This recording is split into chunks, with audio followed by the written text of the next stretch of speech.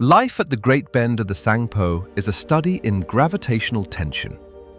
In a landscape where the Earth drops 5,000 meters over a horizontal distance of mere kilometers, the human body exists in a state of permanent structural stress. Every movement is an act of climbing or descending. The concept of horizontal space is a geographical fiction. Here, the pulse does not measure time, but the metabolic cost of resisting the pull of the abyss.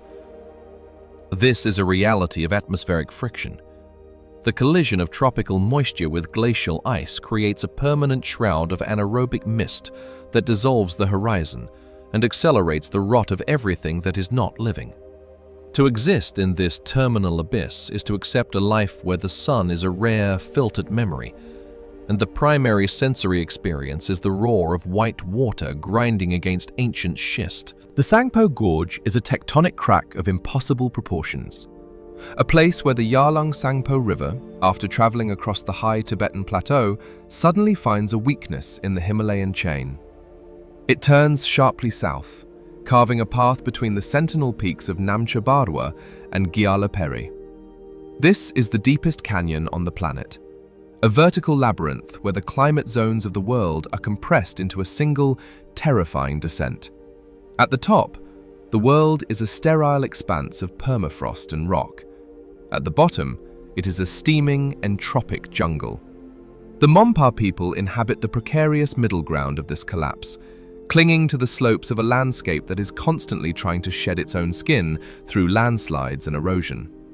In Pemako, the hidden land of the lotus, geography is an adversary that never sleeps. The terrain is defined by a chaotic verticality, where the angle of repose is frequently exceeded. The human organism here has evolved a specific set of physical competencies to navigate this world.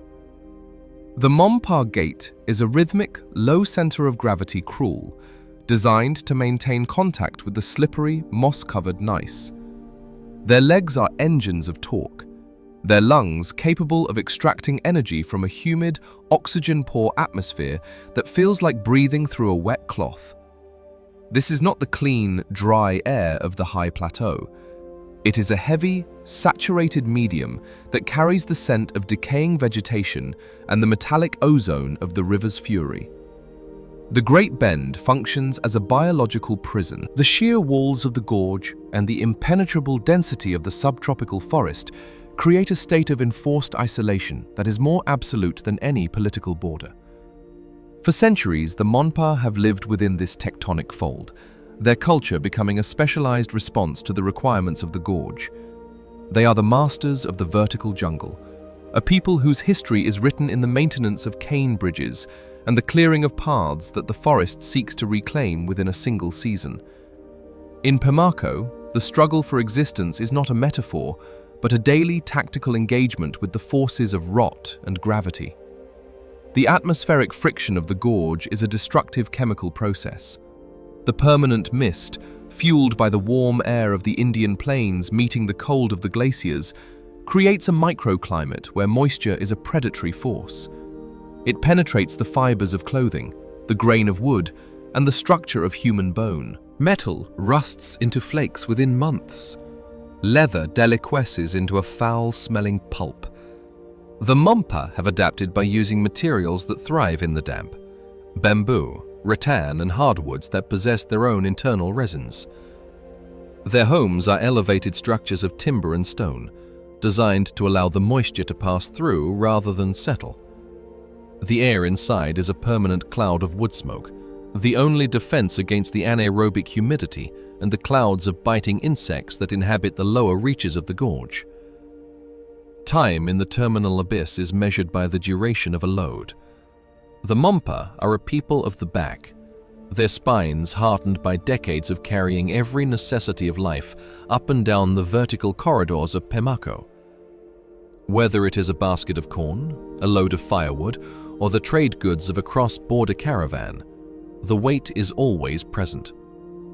The tump line, a strap of woven fiber that transfers the weight to the forehead, is the fundamental tool of their existence. This labor creates a specific physiological stasis, a narrowing of the world to the next 6 inches of the path.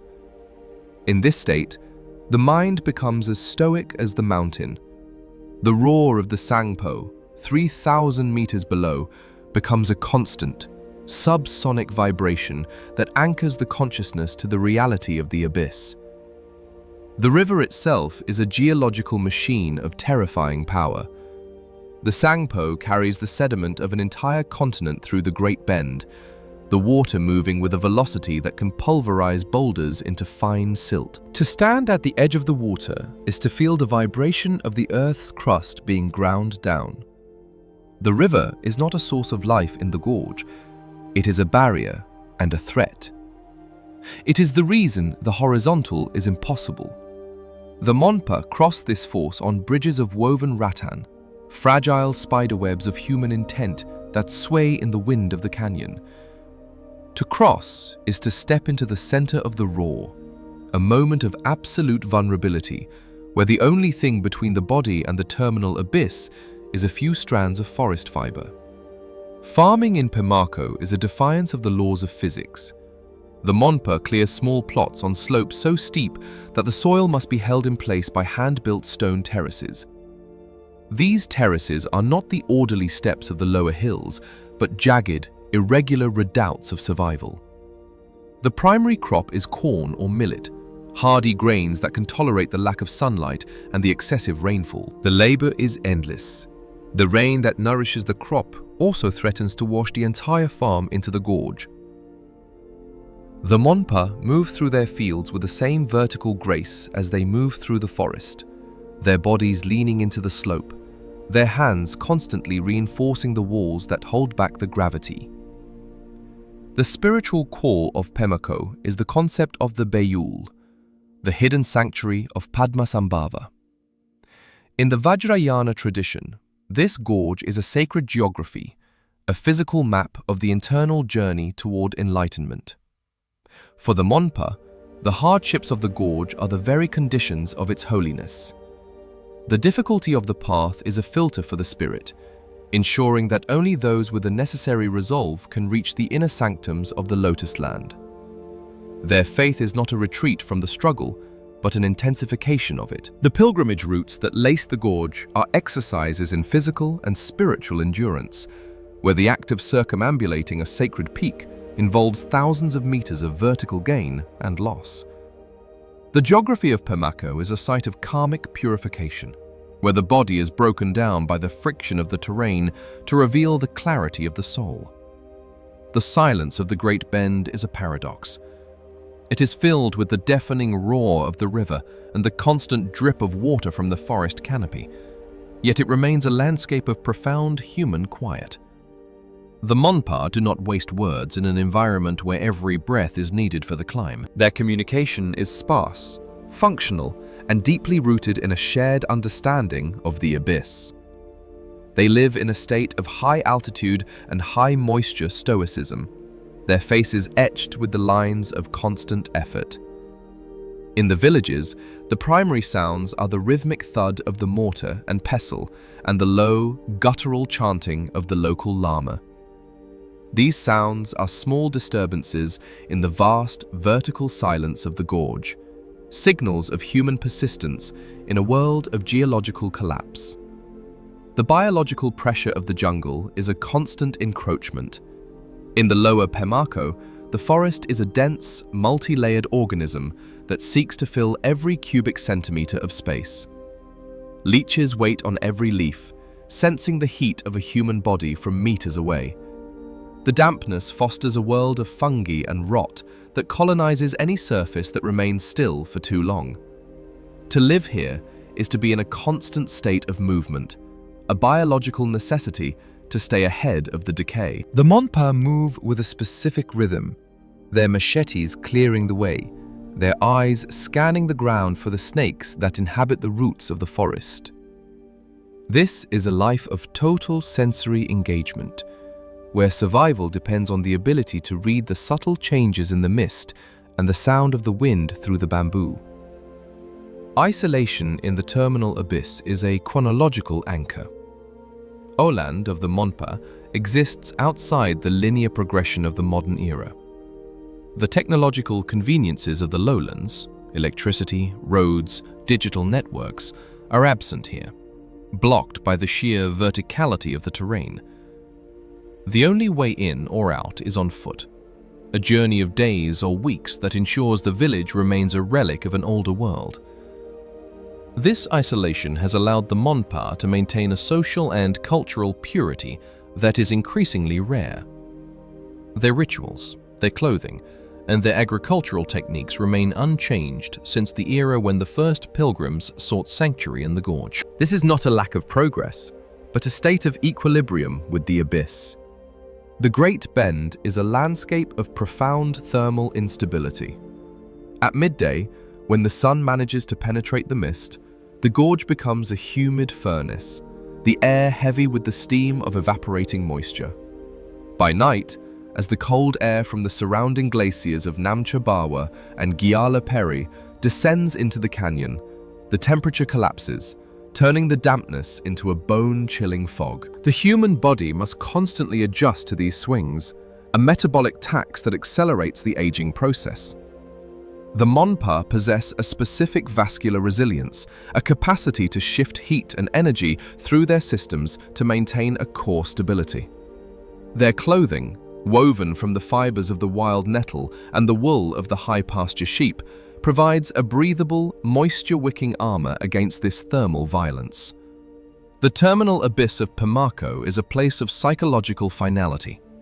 To inhabit the Tsangpo Gorge is to live at the center of a tectonic collision where the earth is still being forged and broken. There is no sense of permanence here. The landscape is too dynamic, too prone to sudden and catastrophic change. This creates a culture of deep impermanence, a lived understanding of the Buddhist truth that nothing lasts. The Monpa do not build for the centuries, they build for the season, their structures reflecting the temporary nature of human life in the gorge. This acceptance of the abyss is a source of their strength. They do not fear the vertical silence, they occupy it, their hearts beating in the steady, rhythmic pulse of a people who have found their home in the deepest crack on the planet.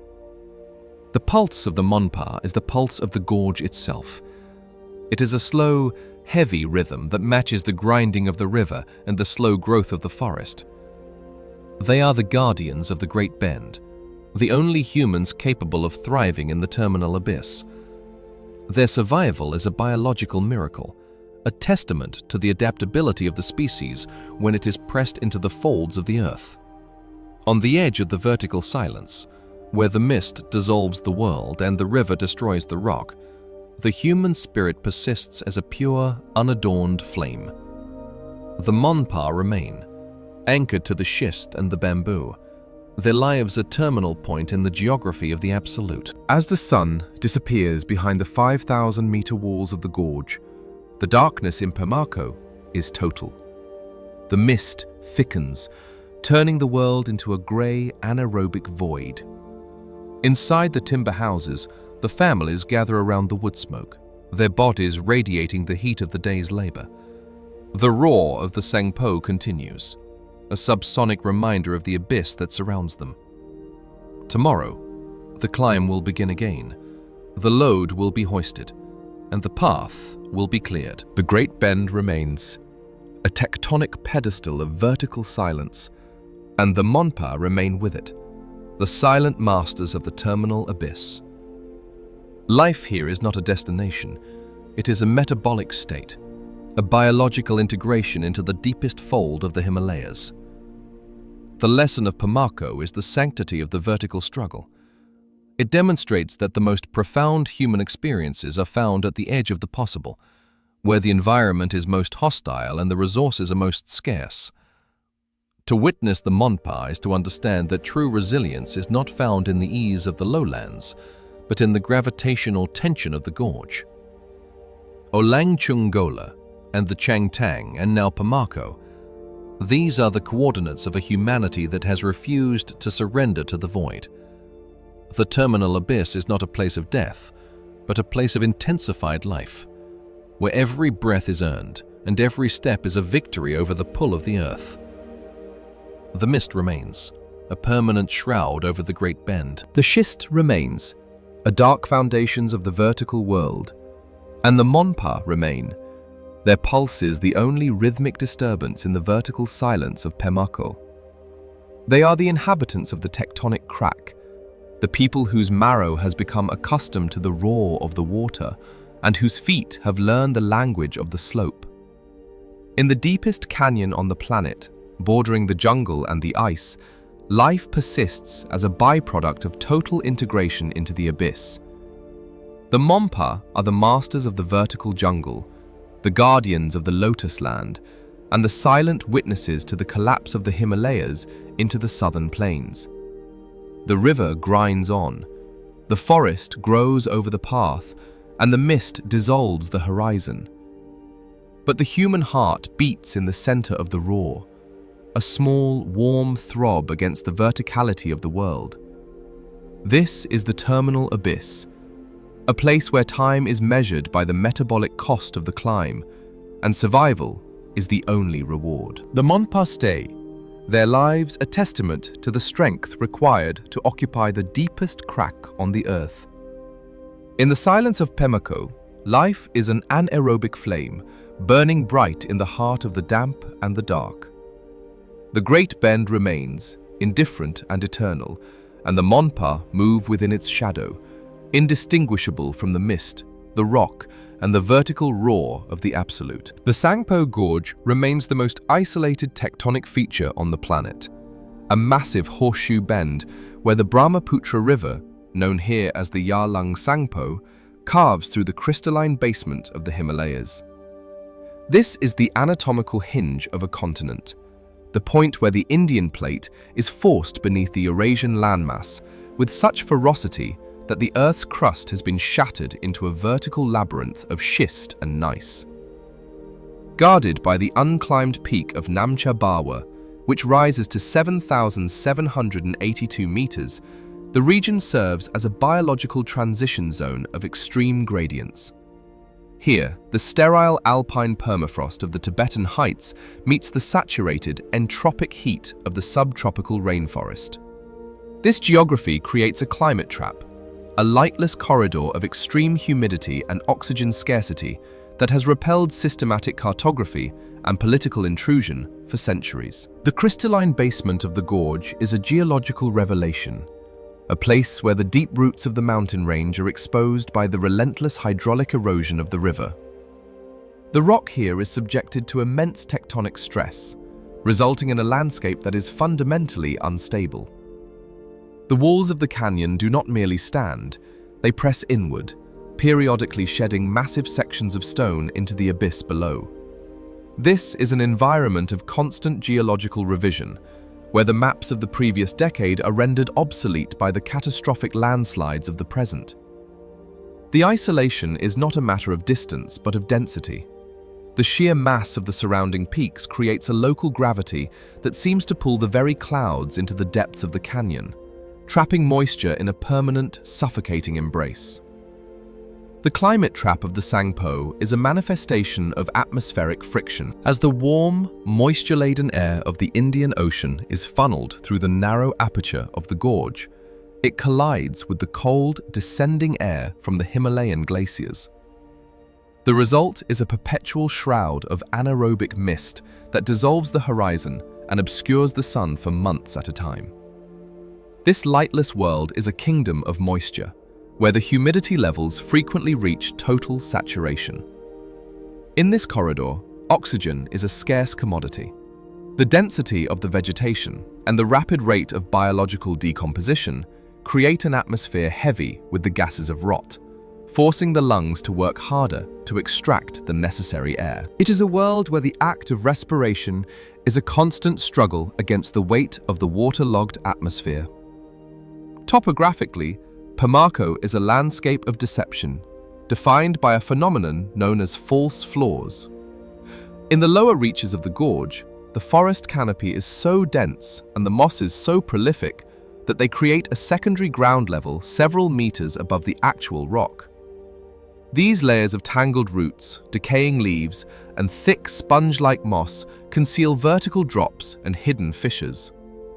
To walk through this forest is to navigate a three-dimensional minefield, where a single misplaced step can result in a fall into a lightless subterranean void.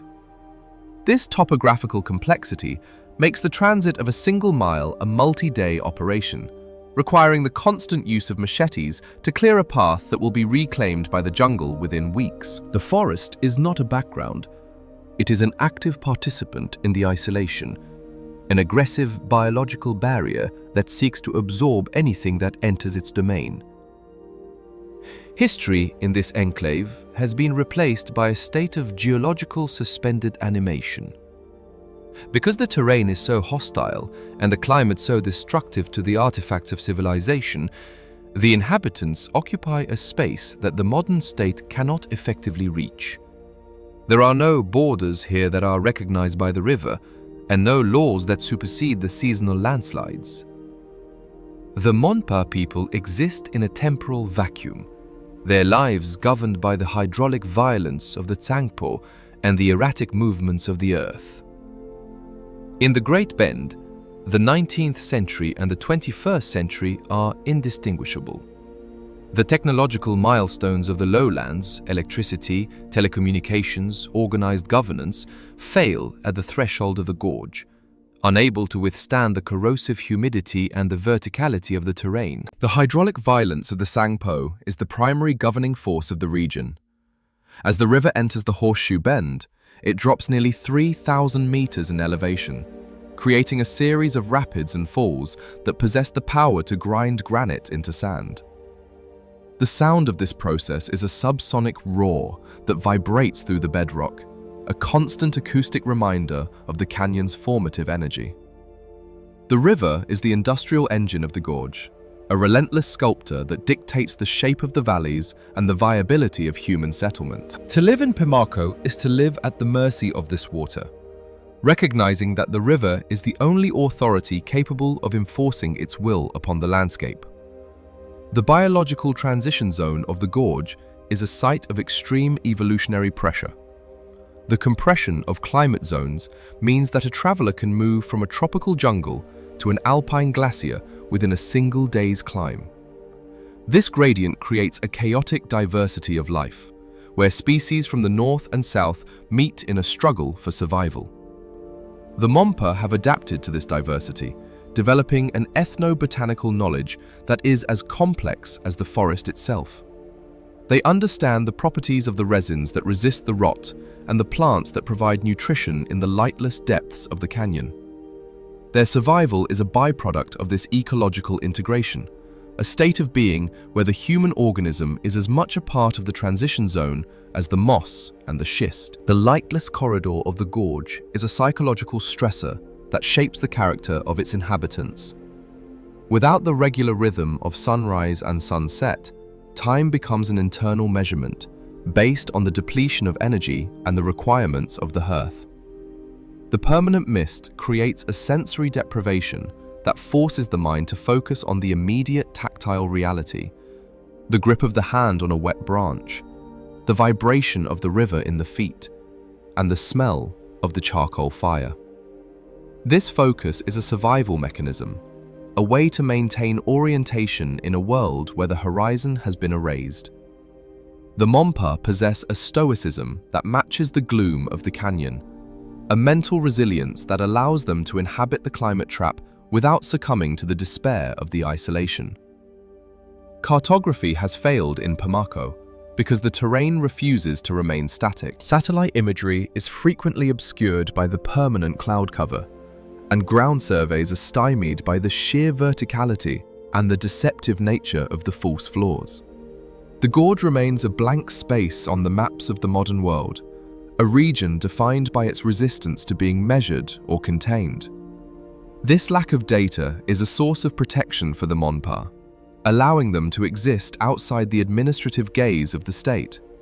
In the Great Bend, the only maps that matter are the ones carried in the memories of the elders, who know the location of the hidden paths and the points where the river can be crossed on rattan bridges. The crystalline basement of the Himalayas is a realm of absolute geological raw power.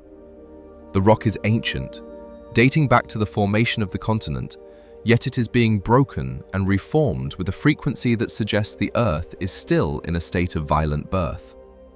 The schist and gneiss of the gorge are the physical evidence of this process, their folded and fractured layers telling a story of immense pressure and unyielding resistance. The Mompa inhabit these fractures, their stone and timber houses perched on the edges of the tectonic folds. They are the inhabitants of the hinge, the people whose marrow is accustomed to the subsonic vibrations of the mountain-building process. Suspended animation is the fundamental state of life in the Great Bend.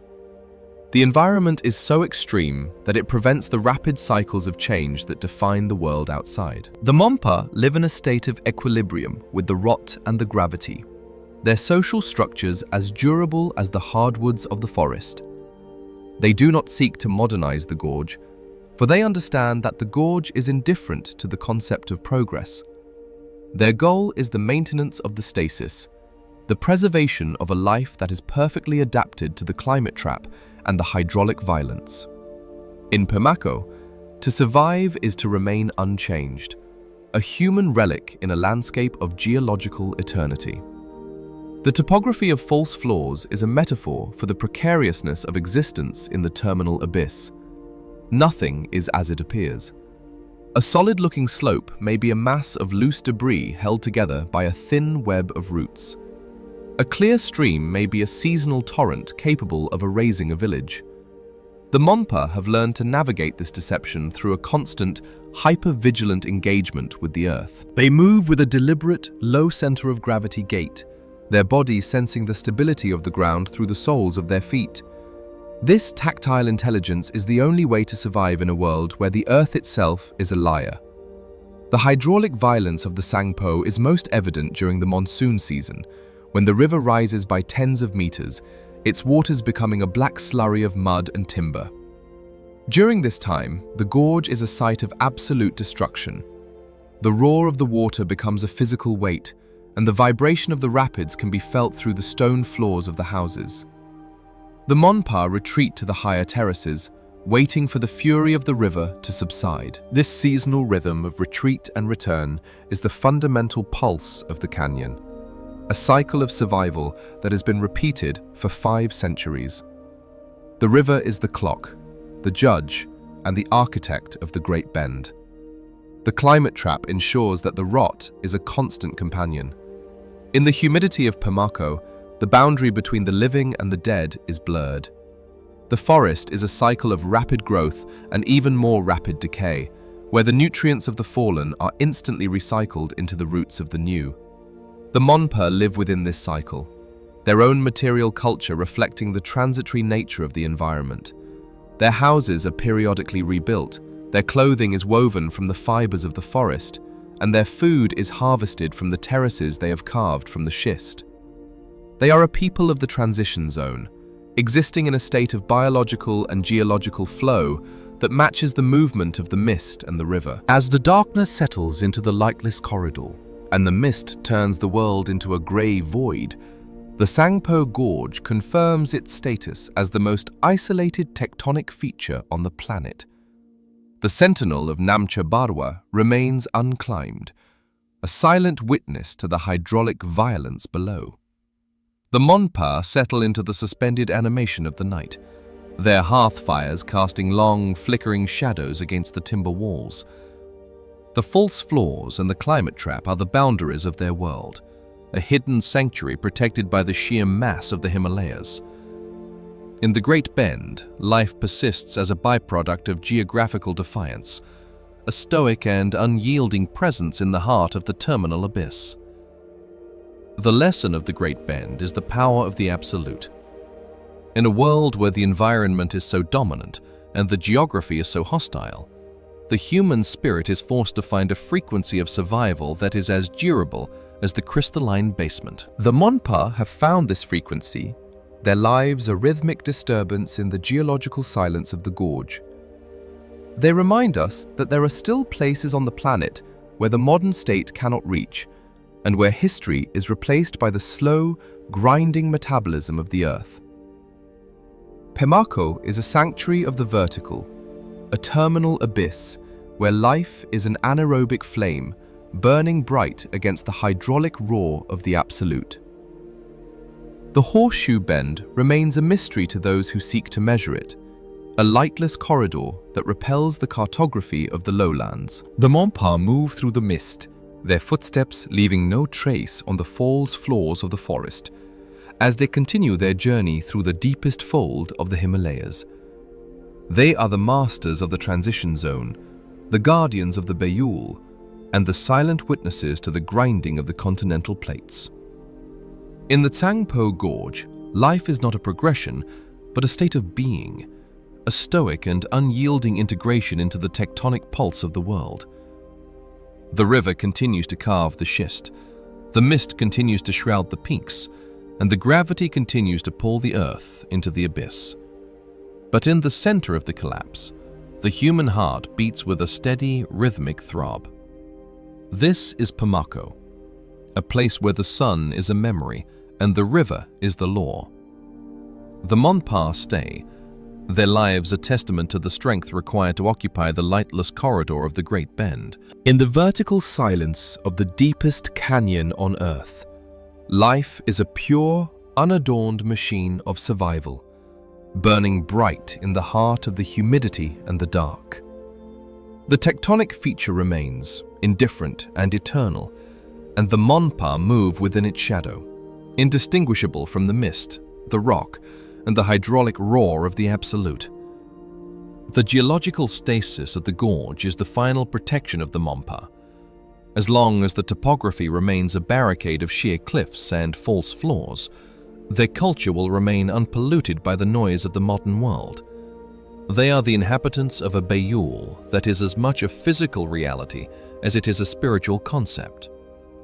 The terminal abyss of the Tsangpo is the ultimate frontier, a place where the Earth's crust is exposed and the laws of physics are the only governing authorities. On the edge of the vertical jungle, in the hidden folds of the Great Bend, the human spirit has integrated itself into the geological silence, becoming a metamorphic entity that can endure the absolute weight of the Himalayas. The mist thickens, turning the world into a lightless void. The roar of the river intensifies as the night air compresses the sound. Inside the timber bunkers, the Monpas sleep, their breath a slow and steady extraction from the humid air. The crystalline basement remains solid, the Namcha Bawa stands silent, and the hydraulic violence continues its work. The terminal abyss is not a graveyard, but a sanctuary of intensified life, where every step is a negotiation with the absolute, and every breath is a victory over the rot. The Monpas remain, the silent masters of the Great Bend, their lives a prayer written in the mist and the stone of the Tsangpo Gorge. Survival in the vertical jungle of Pemako is a process of metabolic scavenging, a desperate and unrelenting extraction of energy from a landscape that provides no easy harvest. In the Great Bend, the concept of a surplus is a geographical impossibility. Every calorie consumed by the Monpas is the result of a high-friction negotiation with gravity and the entropic forces of the subtropical forest. The diet is a subsistent synthesis of bitter mountain barley, grown on terraces that appear as jagged scars against the gneiss, and the high-protein yields of hunting in the lightless depths of the canyon. This is not agriculture in the traditional sense. It is a form of environmental mining, where the resource being extracted is the very ability to continue breathing in the anaerobic mist. The physics of nutrition in the Tsangpo Gorge are governed by the extreme incline. To cultivate the soil on slopes that frequently exceed 45 degrees, the Monpas have developed a method of agriculture that requires the physical tethering of the farmer to the mountain. This is a visceral image of human dependence. The body is lashed to a stone or a sturdy tree by a rope of woven forest fiber, preventing a terminal descent while the hands work the sterile, mineral-heavy earth. This tethering is a biological contract with the rock, a recognition that without a mechanical anchor, the human presence would be swept away by the same gravity that pulls the river into the abyss. The crop, mostly a hardy, low-yield barley or millet, is a stubborn occupant of these terraces. its roots constantly threatened by the same erosion that grinds the crystalline basement of the Himalayas. The metabolic cost of this labor is immense. To work a single day on the vertical fields of Pemako is to burn through the caloric reserves of a week. The Monpa must therefore consume a diet that is dense, bitter, and focused entirely on the maintenance of muscle and heat. The barley is roasted and ground into a coarse flour, similar to the tsampa of the high plateau, but here it is often mixed with the fermented extracts of forest plants to counteract the dampness of the gut. There is no culinary vanity in these meals. They are functional inputs of carbohydrate and fiber designed to fuel a heart that must constantly pump blood against the resistance of the climb. Every mouthful is a measurement of the struggle, a bitter reminder of the distance between the jungle floor and the mountain crest. Protein is harvested from the forest through a system of silent, nocturnal hunting. The Monpa move through the false floors of the jungle, tracking the wild boar and the mountain goats that inhabit the vertical thickets. This protein is a strategic resource, but it is also a biological liability. In the 100% humidity of the gorge, the boundary between food and rot is a matter of hours. The air is so thick with moisture and fungal spores that raw meat undergoes a rapid deliquescence, turning into a mass of grey, toxic decay if left exposed. The solution is the ritual of the smoke. Every kill is immediately transported back to the hearth and suspended over a fire of green hardwoods. This is not a process of flavouring, but a biochemical operation. The smoke deposits a layer of acidic resins and phenols onto the meat, creating a sterile barrier that the humidity cannot penetrate. The smoked meat of Pemako is a mummified substance, tough as the leather of the hunting boots and infused with the permanent scent of the hearth. It is a food that requires the same stoic patience as the migration itself, demanding hours of chewing to release the locked nutrients. This smoking ritual is the only way to store energy in a world that seeks to dissolve all organic matter. The hearth in a Monpa home is therefore never cold. It is a continuous manufacturing site for survival, a furnace that cures the food and the structure of the house itself. The acrid atmosphere inside is a necessary evil, a chemical envelope that preserves the inhabitant and their resources from the entropic hunger of the jungle. Water management in Pemako is a paradox of saturation. In a world of perpetual deluge, where the mist never lifts and the rain is a constant presence for 8 months of the year, the primary enemy is not thirst, but the erosion of the human body. Constant exposure to the damp creates a physiological condition of softening. The skin becomes permeable, the joints swell with fluid, and the feet are subject to a permanent state of maceration. To live in the Great Bend is to experience the slow dissolution of the self into the environment. The Monpa answer to this is an architecture of suspension. Houses are elevated on high timber stilts, some reaching 5 meters above the forest floor. These stilts are not merely a defense against predators or mud, but a mechanism for air circulation. By orphaning the living space from the ground, the Monpa create a thermal buffer that allows the moisture to drain away and the air to move beneath the floorboards. The roofs of these bunkers are steep-pitched structures of thatched bamboo and broad forest leaves, designed to shed the constant deluge with surgical efficiency. In Pemako, the sound of rain is not a weather event, but a permanent acoustic background, a white noise that masks the movement of the forest. The thatch must be replaced annually, as the humidity and the wood-boring insects of the subtropics work to reduce the bamboo back to the soil. The interior of the house is a sanctuary of smoke. The central fire, fueled by the resinous woods of the gorge, creates a pressurized atmosphere of soot and heat that acts as a fumigant. This smoke cures the timber of the stilts and the bamboo of the roof, depositing a protective coating that repels the insects and the fungi that would otherwise consume the house from within. The Monpa inhabit this acrid cloud with a stoic indifference, their lungs adapted to the soot, their eyes narrowed against the sting of the resins. Routine in the terminal abyss is governed by the sound of the flow. The Tsangpo River, 3,000 meters below the village, is the hydraulic siren of Pemako. Its pitch is a direct measurement of the environmental risk. During the spring melt and the monsoon rains, the river's roar shifts from a low-frequency rumble to a high-pitched metallic shriek as the water accelerates through the horseshoe bend.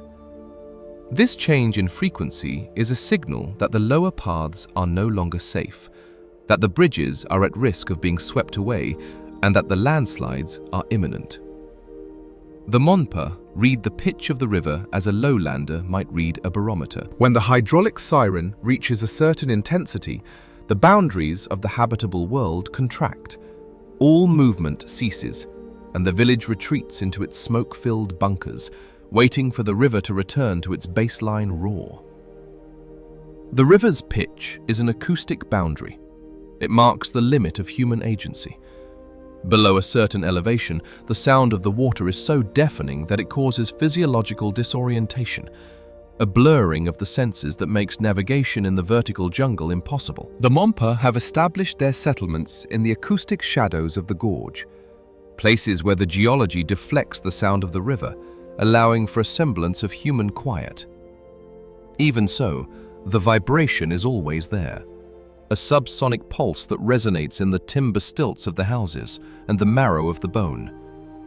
It is the sound of the tectonic hinge, the noise of the Himalayas being ground into the plains. To the Monpa, the river is not a companion. It is the law, a hydraulic judge that determines when the path is open and when the void is closed. Daily routine is a grueling choreography of maintenance. Because the environment is so aggressive, the labor of the Monpa is never-ending. A path cleared in the morning can be obscured by the rapid growth of the bamboo by evening. A bridge of rattan requires constant tightening and replacement as the fibers stretch and rot in the mist. The body itself requires constant care. The skin must be coated in fats and resins to prevent the damp from taking hold, and the lungs must be periodically cleared of the soot from the hearth. This is a life of high-maintenance survival, a continuous effort to prevent the biological and structural collapse of the human presence in the gorge. Every action is a ritual of preservation, an act of defiance against the rot and the gravity of Pemako. The tump line is the physical anchor of this routine. To see a Monpa man or woman moving up a slope with 60 kilograms of corn on their back is to understand the metabolic reality of the abyss. The weight is not carried by the arms, but by the spine and the neck, the forehead bearing the strain of the load. This creates a specific gait, a slow, rhythmic, energy-conserving trudge that matches the pulse of the heart. The eyes are fixed on the ground, scanning the next 6 inches of the trail for a loose stone or a hidden leech. This is a state of mobile meditation, a narrowing of the world to the immediate tactile requirements of the climb. There is no conversation on the trail, for every lungful of air is required for the extraction of energy. The ritual of water management extends to the collection of the few sources of fresh water that are not toxic or silt-heavy. The Monpa harvest water from high-altitude springs, channeling it through bamboo pipes into the village. These pipes are a fragile infrastructure, periodically shattered by falling rocks or blocked by the sediment of the mist. The maintenance of the water pipes is a collective labor, a social ritual that ensures the health of the fold. In the terminal abyss, the purity of the water is a prerequisite for survival. In a world of rot, the clean stream is a holy thing. The water is used for the brewing of the bitter barley ale and the preparation of the smoked meat, completing the metabolic cycle of the gorge. As the sun fails to penetrate the mist and the darkness settles into the Tsangpo Gorge, the routine shifts from the vertical jungle to the interior of the bunker. The smoke-cured structure provides a temporary reprieve from the saturated air outside. The sound of the flow remains a constant, a subsonic reminder of the abyss. The Monpa gather around the central fire, their bodies radiating the heat of the day's labor. The smoked meat is pulled from the rafters, the bitter barley ale is poured, and the stories of the lotus land are whispered in the acrid dusk. This is the payoff for the management of the biomachine.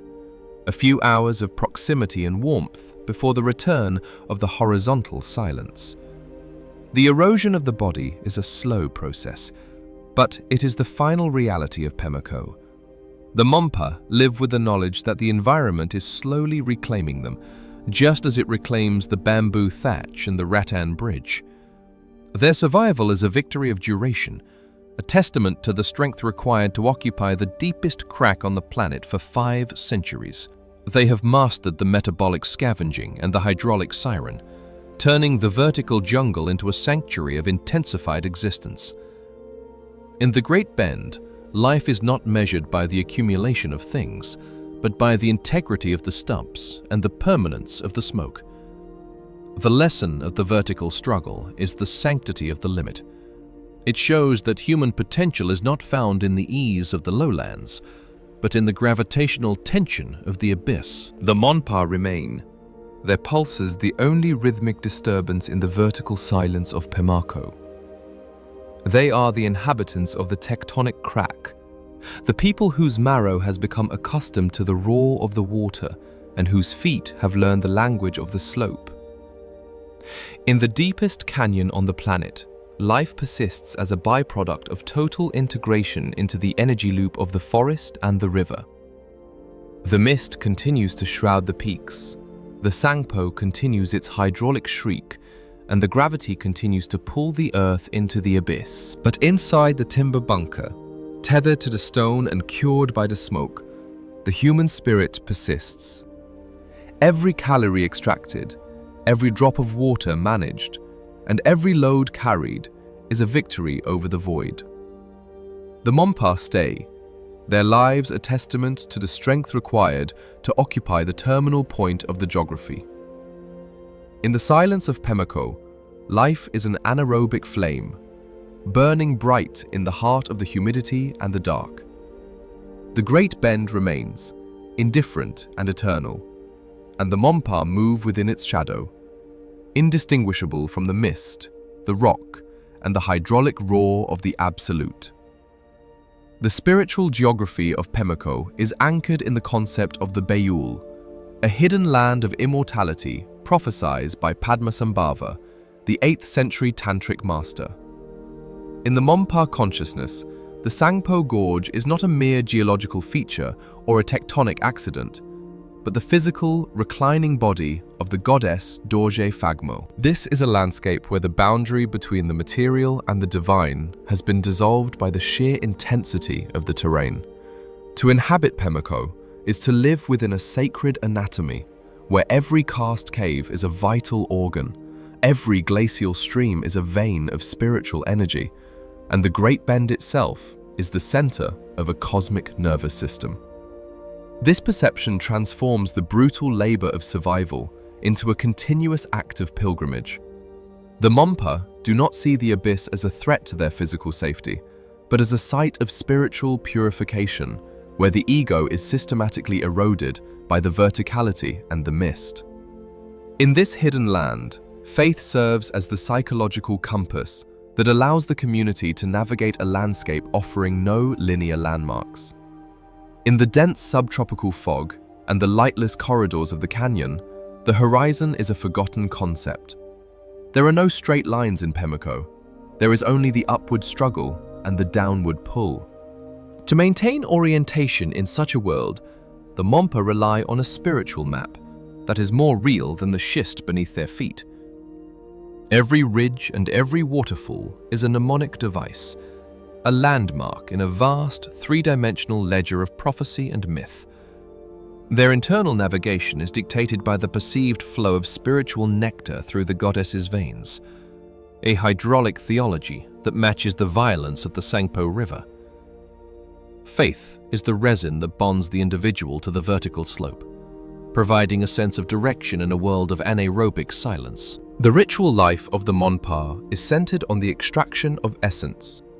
This is a tactile engagement with the primordial power of the rock.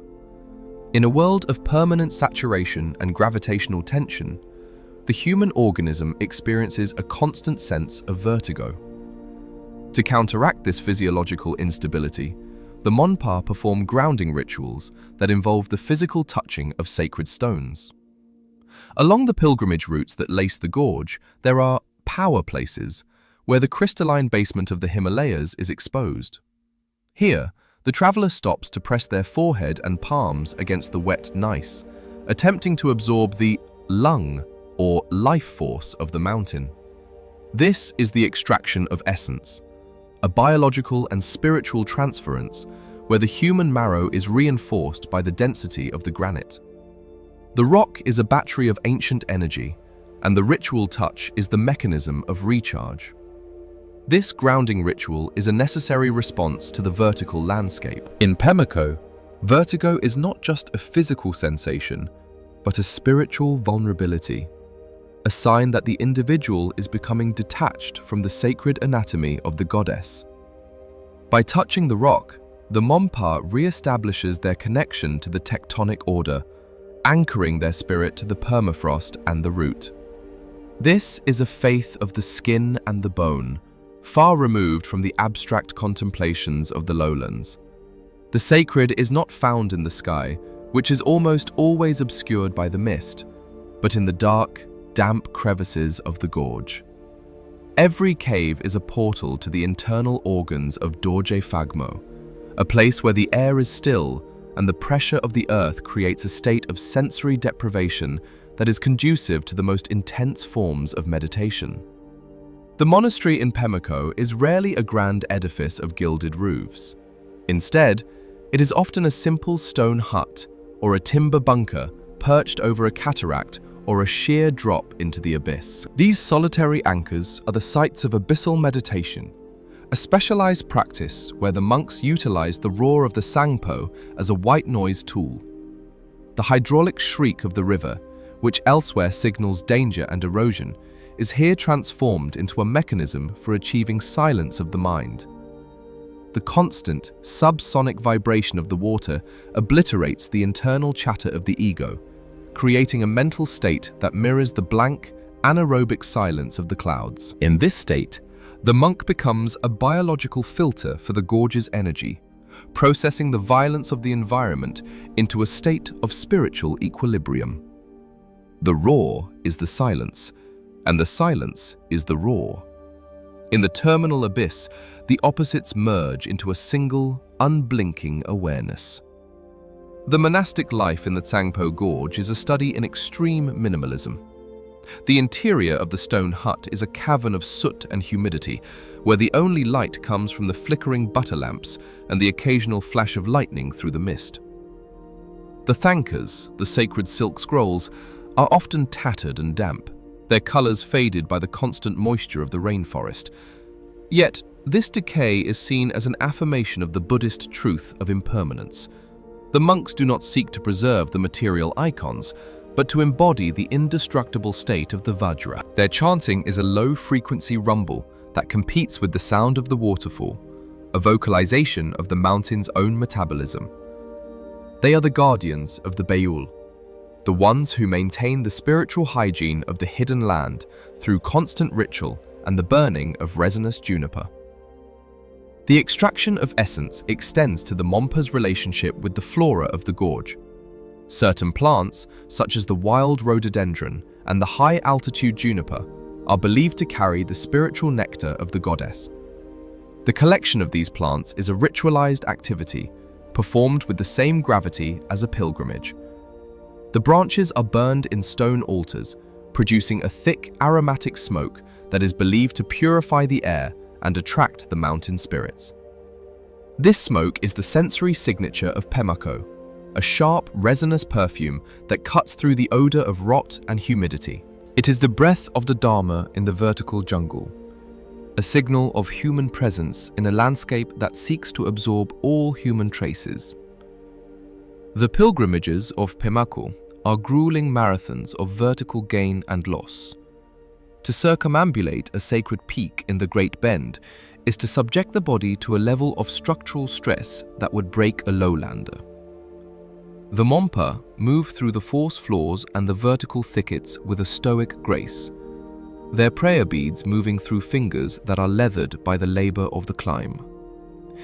Each step is accompanied by the silent or whispered repetition of the mantra, a linguistic shield that protects the mind from the vertigo of the abyss. The physical cost of the pilgrimage is seen as a form of karmic currency, a way to pay the toll for inhabiting the goddess's body. The exhaustion, the leeches, and the cold are not seen as obstacles, but as the very materials of the spiritual transformation. In the logic of the Bayul, the greater the suffering, the more profound the purification. There is a profound, stoic beauty in the Mompa's integration of faith and labor. In the terminal abyss, there is no such thing as a secular activity. The tethering of the farmer to the stone is a ritual of trust. The smoking of the meat is a ritual of preservation. The crossing of the rattan bridge is a ritual of faith.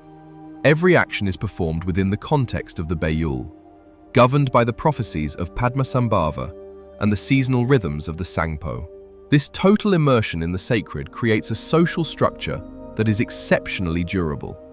The community is bound together by the shared experience of the vertical struggle and the shared belief in the hidden sanctuary.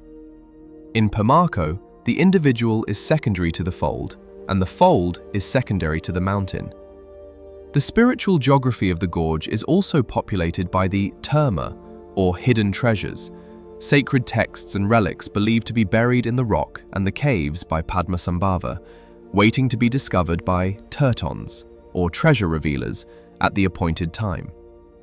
This belief creates a sense of chronological tension in the Mompa mind. The landscape is not just a place, but a waiting room for the future, a repository of ancient wisdom that will one day be revealed to save the world from spiritual decay. This makes the gorge a site of perpetual anticipation. The Mompa live with their eyes on the rock, watching for the subtle signs that a treasure is ready to be extracted. This expectancy provides a psychological buffer against the hardships of the present, framing their survival as a preparation for a higher destiny. The silence of the clouds in Pemako is a mirror for the mind. In the high-altitude mists, where the world is reduced to a grey void, the Mompa find a clarity that is impossible in the cluttered air of the plains. This is the anaerobic silence, a state where the external stimuli are removed, forcing the consciousness to confront itself. The meditation of the monks and the stoicism of the herders are both products of this environmental pressure. They have learned to inhabit the void, to find comfort in the lack of oxygen and the lack of light. Their internal life is intensified by the scarcity of the external world, creating a culture of profound depth and unyielding resilience. They are the inhabitants of a Bayul that is as much a psychological state as it is a physical location. The ritualized movement through the gorge is a measurement of time that ignores the mechanical clocks of the lowlands. The Monpa measure their lives in migrations, in harvests, and in the cycles of the Great Bend. The chronological stasis of the enclave is reinforced by the spiritual belief that they are living in a time outside of time, a period of waiting and preservation within the body of the goddess. This perspective allows them to endure the isolation without the anxiety of progress. They do not seek to change their world, they seek to remain unchanged by it. The permanence of the schist and the continuity of the Dharma are the only constants they require. In the vertical silence of Pemako, history is a repetitive loop of faith and friction, a pulse that matches the hydraulic shriek of the Absolute. As the dusk settles into the terminal abyss and the mist turns the world into a lightless void, the spiritual core of the Mompa is at its most visible. Inside the timber bunkers, the small butter lamps cast long, flickering shadows against the smoke-cured walls. The family gathers around the hearth, the acrid smoke providing a sensory envelope of safety. The elder tells stories of the Lotus Land, of the hidden caves where the masters achieved immortality, and of the day when the Great Bend will reveal its final secrets. The children listen, their faces glowing in the firelight, their minds being mapped with the geography of the goddess.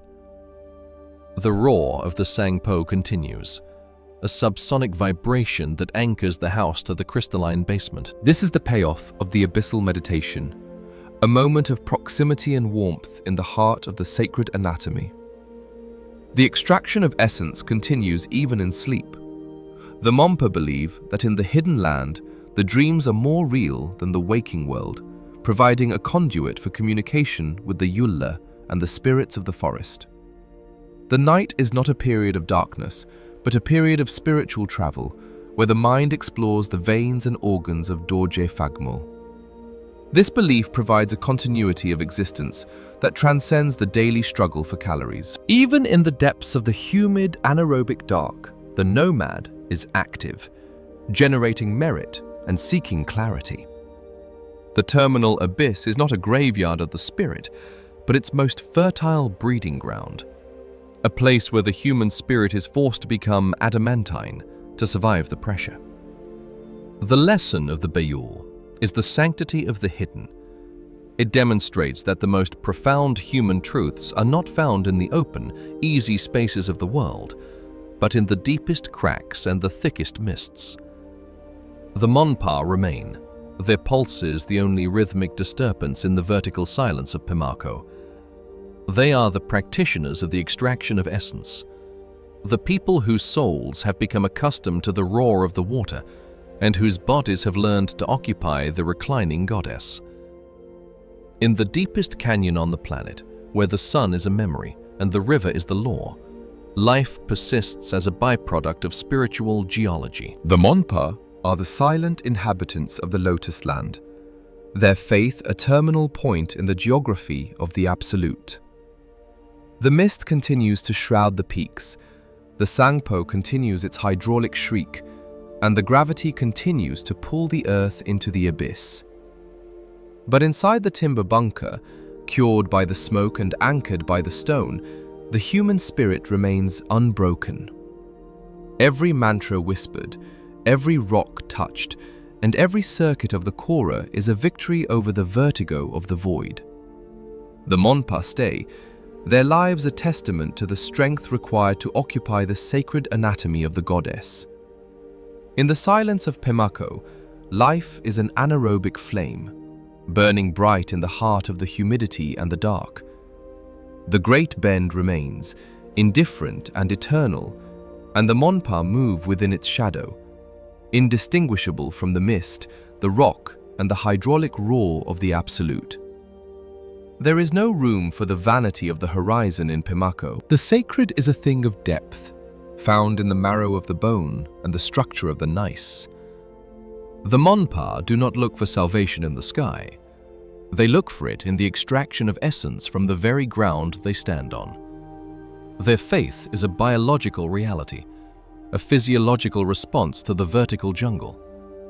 This is the ultimate grounding, to be so integrated into the sacred anatomy of the landscape that the individual and the mountain are one. The spiritual core of the hidden fold is a granite pulse, a slow and heavy throb that will persist as long as the Sangpo grinds the schist and the human heart seeks the silence of the clouds.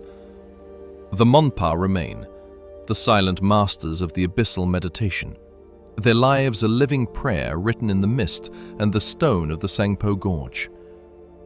As the night air compresses the sound of the waterfall and the humidity settles like a weight on the roof, the Monpa sleep with the peace of those who have negotiated their passage for another day. The goddess reclines, the river roars, and the hidden land remains hidden.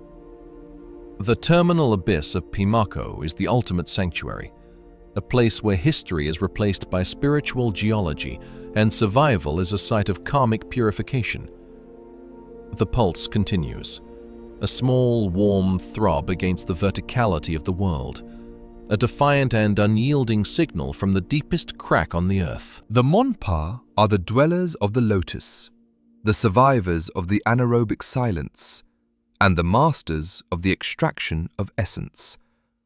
They are the hidden pulse of the Himalayas, the practitioners of the vertical struggle, and the guardians of the sacred absolute. The existence of the Monpa in the Great Bend of the Tsangpo serves as a visceral, unspoken critique of the modern obsession with horizontal expansion. In the world below the mountain wall, civilization is measured by the length of its highways, the reach of its digital networks, and the relentless flattening of the earth to accommodate the ease of the machine.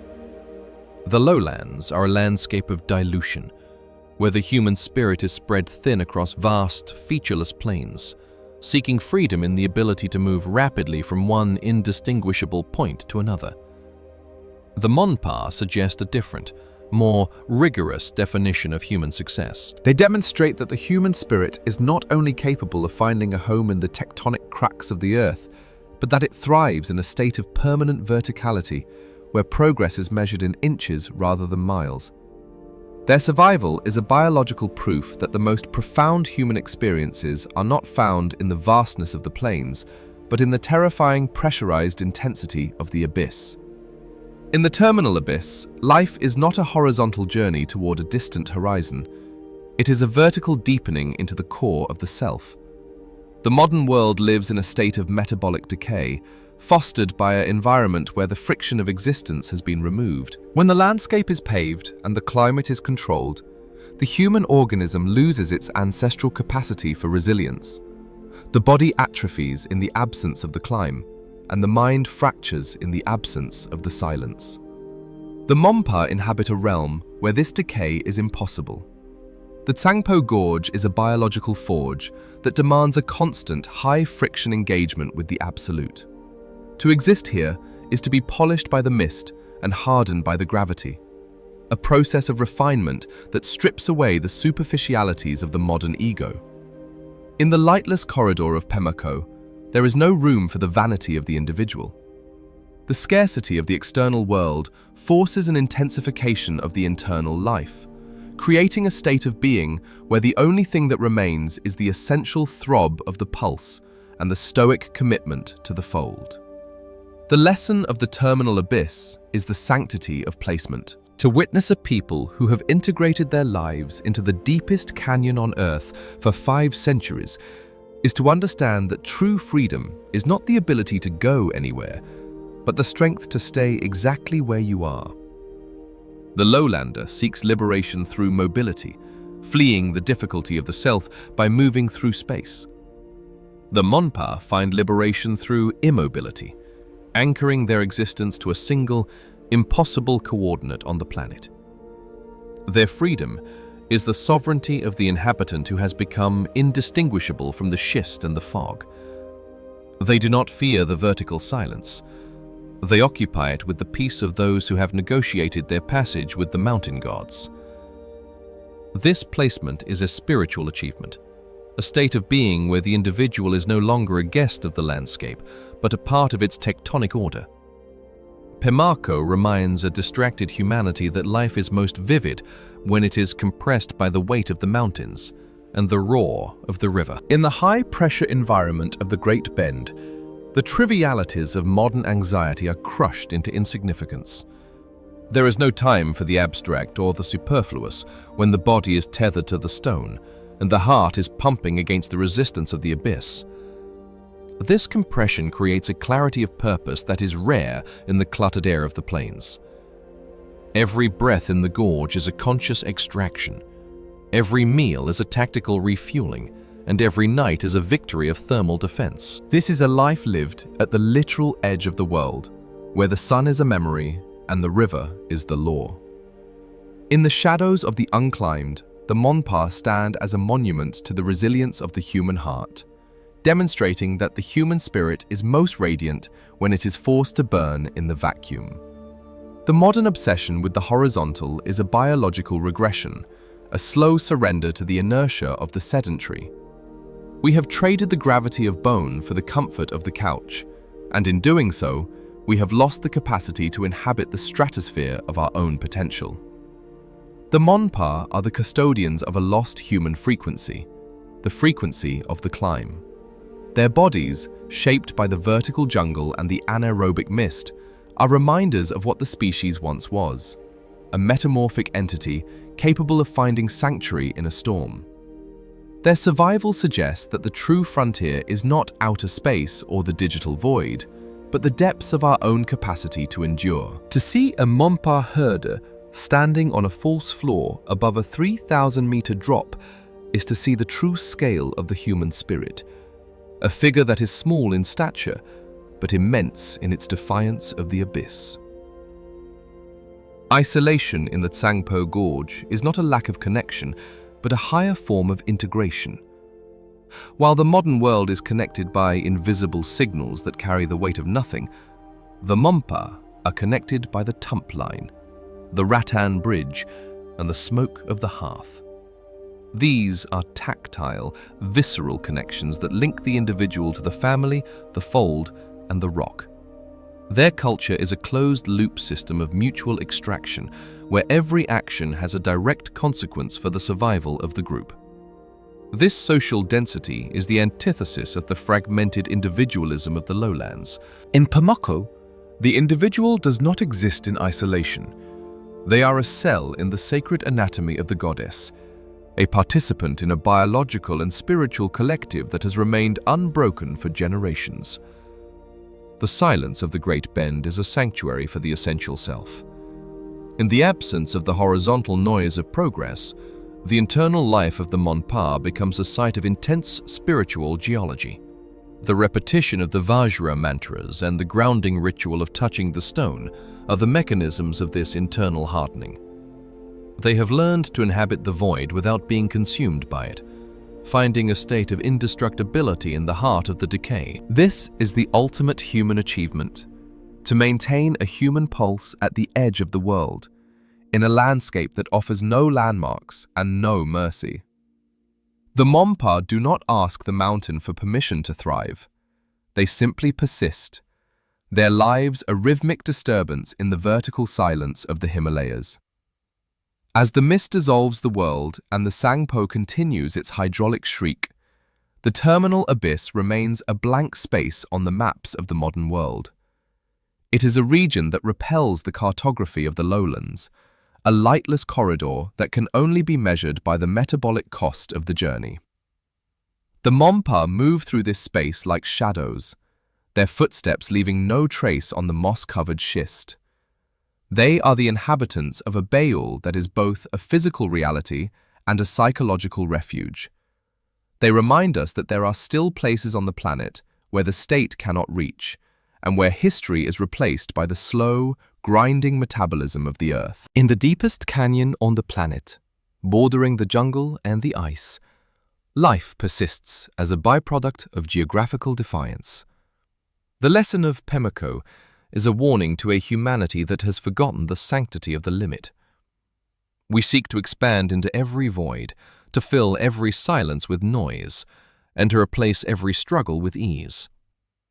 The Mompa suggest that the limit is where the meaning is found. By accepting the boundaries of the gorge and the laws of the gravity, they have achieved a level of integration that the modern world can only envy. Their survival is not a relic of the past, but a signal of the strength required to occupy the future. They are the silent masters of the vertical struggle, the guardians of the hidden fold, and the practitioners of the abyssal meditation. They have found their home in the tectonic crack, their lives a terminal point in the geography of the absolute. The unclimbed peaks of Namchabarwa and Gyalaperi stand as the final authorities on the character of the gorge. They are the sentinel gods who watch over the Mompa, their white summits glowing with a light that never reaches the floor of the canyon. To live in their shadow is to accept a state of permanent humility. The Mompa do not wish to climb these peaks. They are content to live within their breath, recognizing that the mountains are the true masters of the Changtang, the hidden fold, and the Great Bend. This humility is the source of their resilience, a recognition that they are part of a geological and spiritual order that is far older and more powerful than human history. In the terminal abyss, the individual is a small, warm throb against the immense, indifferent verticality of the world. The mist remains, a permanent shroud over the lotus land. The river roars, a subsonic vibration that anchors the human marrow. And the Monpa stay, their pulses the only rhythmic disturbance in the vertical silence of Pemako. They are the inhabitants of the tectonic crack, the people whose feet have learned the language of the slope, and whose souls have become accustomed to the roar of the water. In the deepest canyon on the planet, life persists as an anaerobic flame, burning bright in the heart of the humidity and the dark. The Great Bend remains, indifferent and eternal, and the Monpa move within its shadow, indistinguishable from the mist, the rock, and the hydraulic roar of the Absolute. This is the final reflection, that the human spirit is a metamorphic force, capable of becoming stone when the environment is stone, and becoming mist when the environment is mist. The Monpa have mastered the art of biological and spiritual camouflage, integrating themselves so completely into the terminal abyss that they have become a part of its metabolism. They offer a silent critique of a world that has lost its placement, a humanity that is constantly falling away from itself. Pemako is a reminder that life is most vivid when it is compressed, and that true freedom is the strength to stand firm in the shadows of the unclimbed. The pulse continues, a small, warm throb against the verticality of the world, a defiant and unyielding signal from the deepest crack on the earth. The darkness of the gorge is not an absence of light, but a presence of mystery. Inside the timber bunkers, the Monpa sleep with the peace of those who have survived the day's negotiation with the abyss. The smoke of the hearth continues to cure the structure, a thin plume of human existence ascending into the grey void. The river grinds the schist, the forest grows over the path, and the gravity pulls the earth toward the center of the planet. But the heart beats on, a steady, rhythmic throb that refuses to surrender to the void. The terminal abyss is not a graveyard, but a sanctuary of intensified life, where every step is a victory and every breath is a prayer. The Monpa remain, the silent masters of Pemako, their lives a testament to the quiet maintenance of a human pulse at the literal edge of the world. In the end, the geography of the Great Bend is the geography of the human soul. It is a landscape of vertical struggle and lightless corridors, where the only orientation is found in the extraction of essence and the placement of the self. To witness the Monpa is to undergo a psychological recalibration, to realize that the ease of the plains is a distraction from the fundamental reality of the struggle.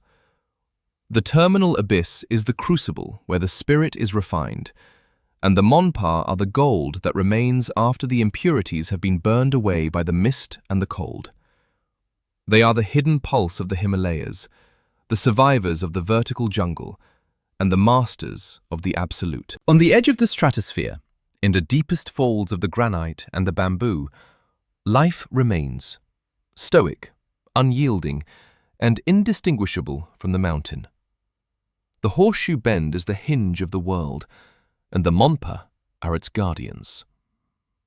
They live in the breath of the goddess, their lives a terminal point in the geography of the Absolute.